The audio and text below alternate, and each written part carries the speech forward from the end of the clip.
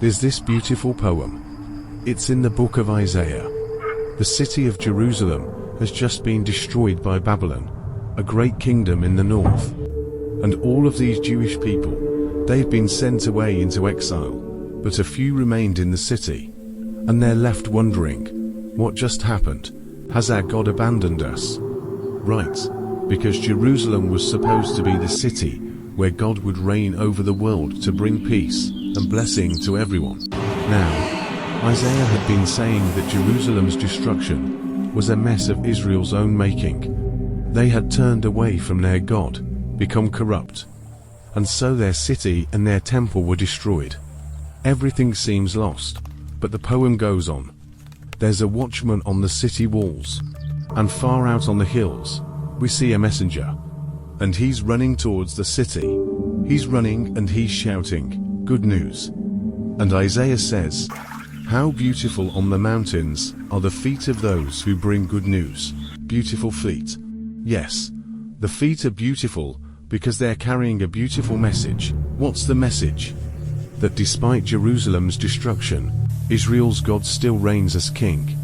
And that God himself is going to one day return to this city, take up his throne and bring peace.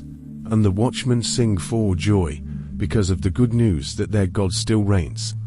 Now, in the New Testament, we find this same phrase, the good news. It's the Greek word euangelion, and it's also sometimes translated with the word gospel. So when Christians say, do you believe the gospel? They mean, do you believe the news, but not just any news? In the Bible, this phrase is always about the announcement of the reign of a new king. And in the New Testament, the Gospels use this phrase to summarize all of Jesus' teachings. They say that he went about proclaiming the good news of God's kingdom. So Jesus saw himself as the messenger bringing the news that God reigns. Yes, but the way that he described God's reign, it surprised everybody. I mean, think powerful, successful kingdom. It needs to be strong, able to impose its will, able to defeat its enemies. But Jesus said, the greatest person in God's kingdom was the weakest, the one who loves and who serves the poor. And he said that you live under God's reign when you respond to evil by loving your enemies and forgiving them and seeking peace. This is an upside-down kingdom. Now, Jesus also said that this kingdom was arriving with him. Yeah, so for example, there's this really interesting story where there's a high-ranking Roman officer, and he comes to Jesus, begging him to heal his servant. And he even calls Jesus his Lord, acknowledging that Jesus is his authority. Jesus saw the sin and the devastation of his people Israel, just one small part of the entire human condition. How all humanity has rebelled against God, resulting in the tragedy and devastation of our whole world. So how is God going to bring his reign over such a world?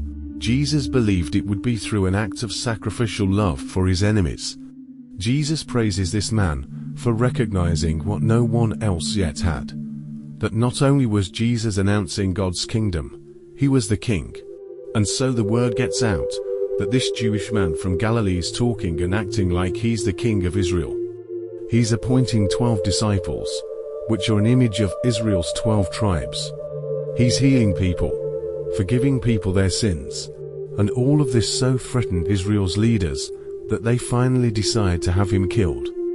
And Jesus let them, which is a weird thing to do if you're trying to become king. That's right, but for Jesus, this is what had to happen. This is why in the Gospels, Jesus' crucifixion is depicted as his enthronement as the King of the Jews. He receives a crown. He also receives a robe. He's exalted up, not onto a throne, but onto the cross.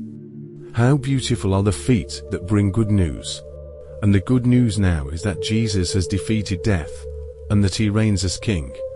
That he's dealt with our sin and corruption himself, and that he's conquered it with his life and with his love. And then Jesus sends his followers to go out and keep announcing this good news of the upside-down kingdom, and to invite everyone to give their allegiance to him, the King who defeated death with his love. Thanks for watching this channel. We do this because we believe the Bible is one unified narrative that leads to Jesus, and has profound wisdom for the modern world. So we're making different video series, some that walk people through the design and message of books of the Bible, or whole sections of the Bible.